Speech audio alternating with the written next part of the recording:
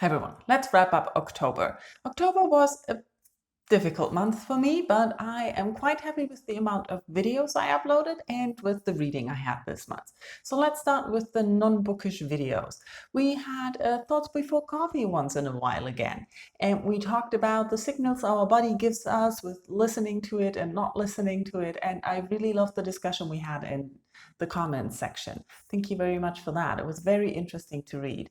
Also, thank you very much for your comments on my letter to October video. I really hope November will be better for me and for all of us. So let's see. We're going into lockdown again, starting Monday for November. So probably a lot of reading. Let's see about that. Anyways, on to the books. Like I said, I had a really good reading month. I finished a lot of things that I started earlier. Let's start with Atlas Shrugged by Ayn Rand. This is the big audiobook that I've been listening to for, I guess, 2 or 3 months now because it was 60 hours long. I actually uploaded 2 different videos about the book.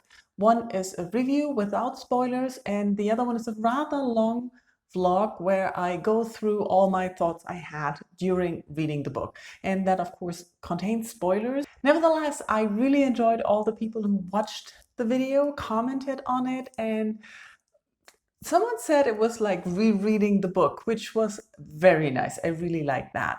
Onto the book, I loved it. I hadn't expected this. I didn't really have an idea about who Ayn Rand is or what exactly I was going into with Atlas Shrugged. I've never really looked into what people really say about her and her politics, her philosophy, anything. So it was going into this whole experience blind, which I enjoyed. I do want to read more by her because I really enjoy her writing. It's really too long if I start summing up this book here again. But I enjoyed her writing, I enjoyed her idea, and I've come to the conclusion that this is a philosophical thought experiment that she does to talk about her idea of life and business. See, I'm still confused. I need to read more about her politics and philosophy to really understand everything. But the writing was wonderful, the story was captivating, even though it was confusing at times, and I highly recommend the audiobook. The audiobook was a very good choice because there are long stretches of themes. The whole book is very wordy, so she doesn't really get to the point fast, but she takes her time, which makes it beautiful, but it can be tough to focus sometimes.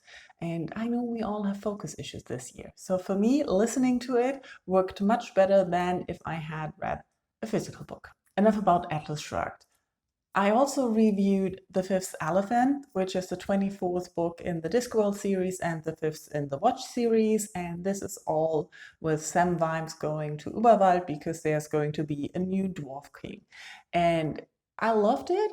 I really enjoyed it, and I discovered so many things in this book that I didn't see or recognize when I first read it.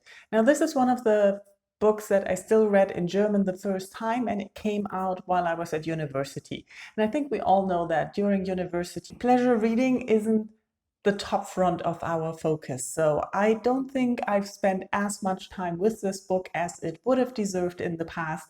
So rereading this really brought back a lot of memories and opened up new things that I didn't notice I found in here.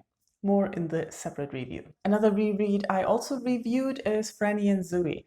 I read this, I don't know, 10 years ago for the first time, and I didn't really remember any details, but rereading it, I discovered how much I enjoy the writing of J.D. Salinger, how much I enjoy the characters, and how it was more about how they're talking to each other, how the family deals with each other and their conversations, and just being there with the characters that I enjoyed most about this book, leaving aside all the details and all the themes and motives that you can probably analyze to death.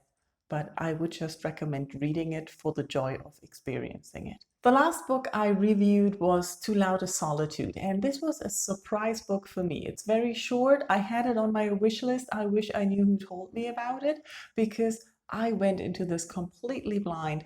It was a wonderful story, so beautifully written, about a man working in the basement basically recycling paper, and there were a lot of books that also came in there, and he talks about his relationship with the books, with his job, with the people around him, and also a lot of drinking and his relationship with drinking and his dealing with life. And I loved this. It was so beautifully written. It was so thought-provoking in points, and I just can recommend it to everyone. And those were all the books I had separate review videos up for. This one's I felt a little bit weird in my pickings for books. So I reread The Graveyard Book by Neil Gaiman. This was my first Neil Gaiman book ever. I've read it multiple times by now, and I was very delighted to discover that I still enjoyed this book as much as first time. This is about a young baby whose family is killed, and he basically escapes and goes to a graveyard where the ghosts start to raise him. And so he gets the freedom of the graveyard so he can reside there and do all the things the ghosts do, and the ghosts can raise him. So he lives on the graveyard for years, and it's about his adventures and, of course, about who murdered his parents, and the person is still looking to murder him. And I love this. It is a very well-written adventure story, and you really feel like you're part of this family. The next book, unfortunately, wasn't so successful. I read Five Children and It, and I picked this mainly because it was on this highly discussed Times 100 Best Fantasy Books of All Time list. And I thought there were a lot of books on there that I hadn't heard about. I checked for some of them, and this was rather cheap on Kindle, and so I got it, and it was short, and it was draggingly painful to read. The writing didn't appeal to me. This book was published over 100 years ago, so the writing, of course, is different, and sometimes that can work and sometimes that cannot. It can work for you. I noticed that the more I read, the better I got along with it, and the more I understood why the author did things. I unfortunately also didn't really like the story or was interested in the story. It was about this group of brothers and sisters who found sort of a sand fairy that granted them wishes every day. So every day they get a new adventure with a new wish, and things always go wrong. And these children are rather spoiled and selfish. There's a lot of always constantly wanting to eat and stealing food and having all these weird wishes, which often contain getting a lot of money so they can buy things, fully knowing that the wishes turn to nothing or disappear by sunset. So there's a lot of things that I didn't like.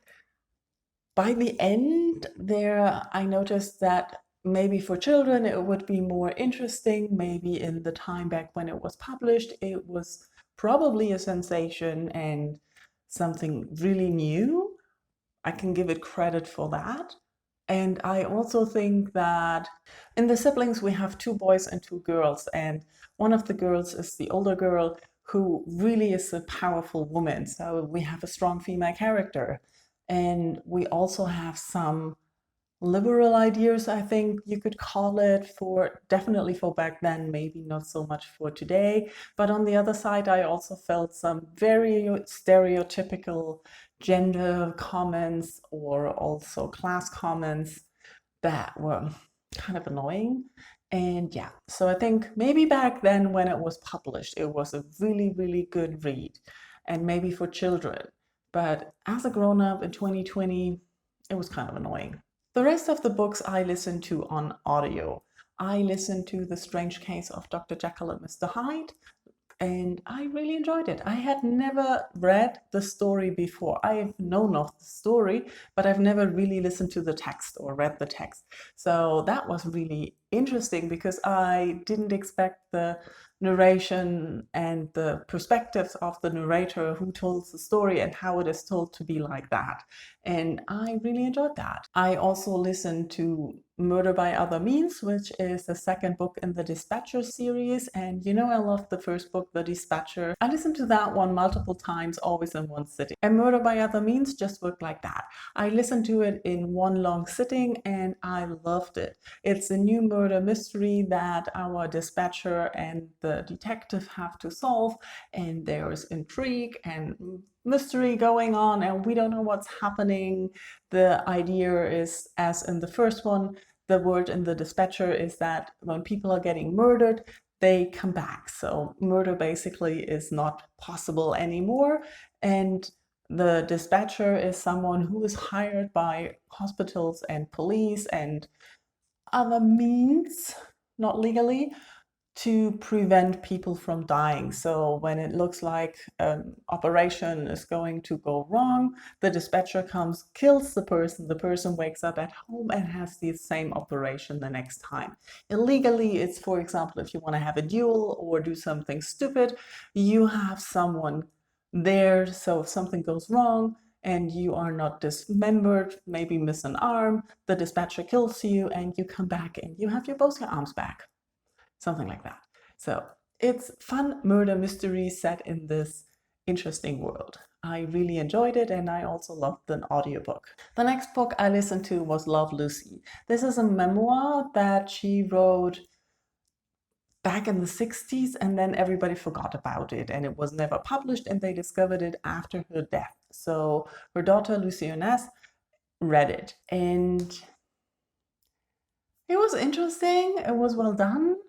But I thought I wasn't really connected to anything, and yeah, it was an okay memoir. I guess maybe it's more interesting if you've experienced Lucille Ball as that force of power and media and the influence that she had in America, but I basically saw her only in America on TV. I don't remember if she ever was here on TV. I don't remember. So if you're a fan, might be very interesting. If not, skip it. The last audiobook I want to talk about, I just finished today, which is Sunday the 1st, but that does count because I don't want to put it off for another month. And that was the second book in the Warlock Holmes series, which is a retelling of Sherlock Holmes, where Sherlock Holmes is a warlock who has magic and we have demons. And Sherlock Holmes, or Warlock Holmes in this case, is sort of a little bit whiny and not that smart. Watson in this case is the one who is doing all the deductions, and together they solve all the classic mysteries, of course. And I really enjoyed this series. The first book already was funny, and the combination between Watson and Warlock Holmes are fun, and I really enjoyed the dry humor in this one. Watson has this typical highbrow Britishness about him where he looks down on others, and this is about the Hound of Baskerville, and Sir Baskerville or Lord Baskerville is a Canadian and Watson is not having it. So that is a lot of fun. There's a lot of commentary which I take to be funny and critical about how the British Empire was, but you can see through Watson what the British people of that time thought about their place in the world and how society is built and everything. And I can highly recommend this series. I enjoy it very much on audio. And that were all the books I read and listened to. I really enjoyed it. Like I said, I had a nice mix of classics and new things and ongoing series. I'm continuing series again. Let me know in comments how your reading was in October, and let's hope for a bright November. Thank you for watching.